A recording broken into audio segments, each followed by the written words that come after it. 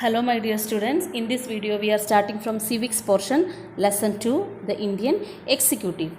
And as you know that the government has three branches, three arms of government: executive, legislature and judiciary. What is the function of legislature? It's a lawmaking body of government. And what is the duty of executive? I told you that legislature is a lawmaking body and the executive that gives effect to the laws made by the legislature.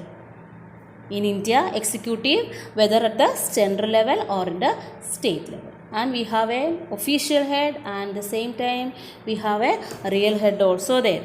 So, who is the official head of the executive in union level?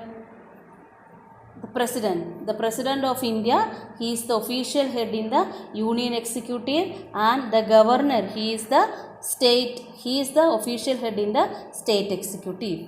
And prime minister is the real head of union executive, and the chief minister is the real head of state executive. Hope that all of you understood. Okay, and the president or the governor, if he or she wants to take any decision, he should discuss, or he should take advice from the council of ministers. He cannot take any decisions alone. President or governor, they should discuss the subject with the council of minister.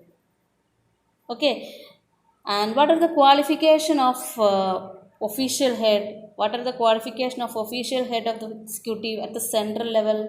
First qualification, he should be a citizen of India, and he should be at least 35 years old, and he should be a qualified member of the lower house. These are the three qualifications. First one, he should be a citizen of India. At least he should be 35 years old, and he should be qualified to be a member of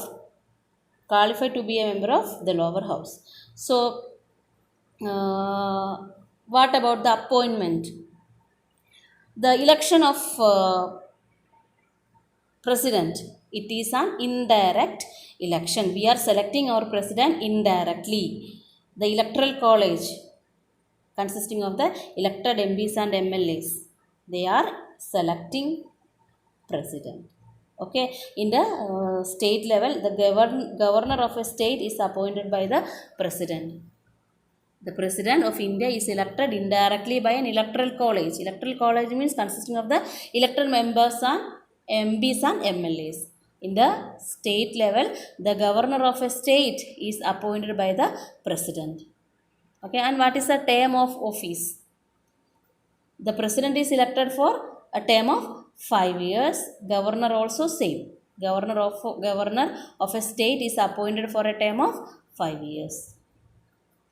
Okay, and what are the important legislative powers of president?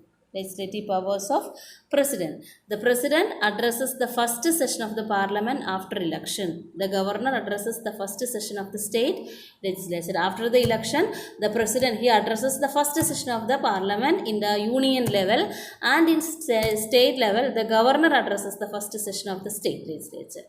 Okay, this is the first legislative power.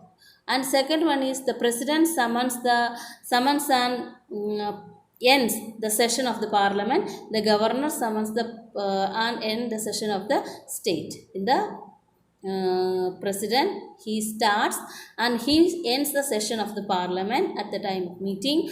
And in the state level, the governor, he starts and ends the session in the state legislature.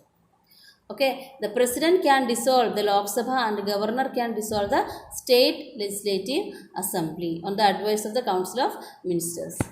And now here is the second legislative power.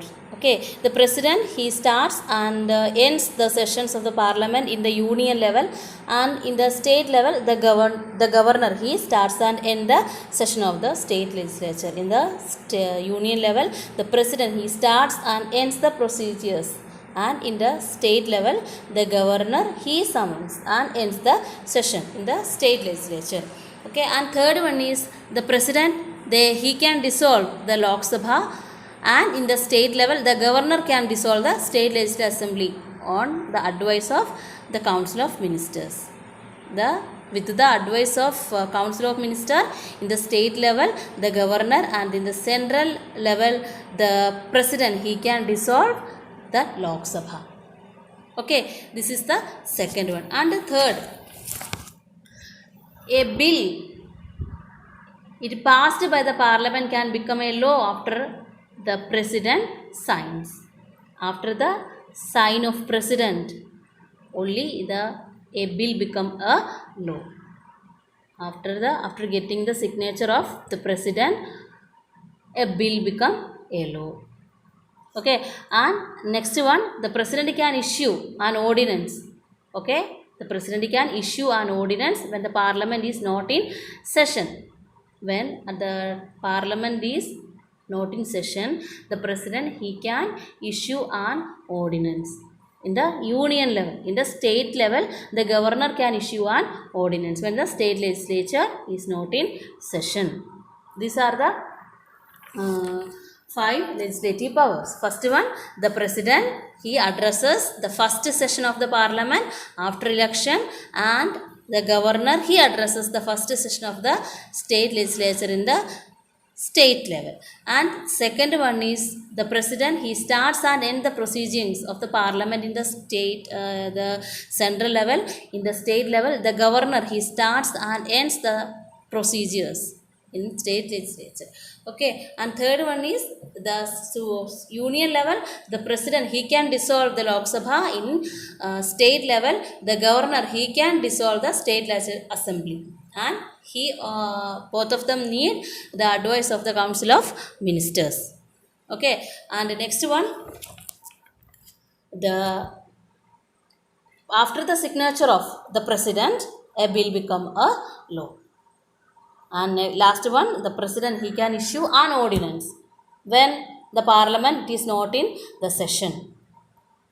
In the union level, the president, he can issue an ordinance, and in the state level, the governor can issue the ordinance when the state legislature is not in session. So these are the important things we learned in this class. Once again, I am going to summarize it. First, we discussed about the important function of executive that gives effect to the laws made by the legislature. And in India, the executive, whether at the central level or at the state level, and the president, he is the official head in the union executive.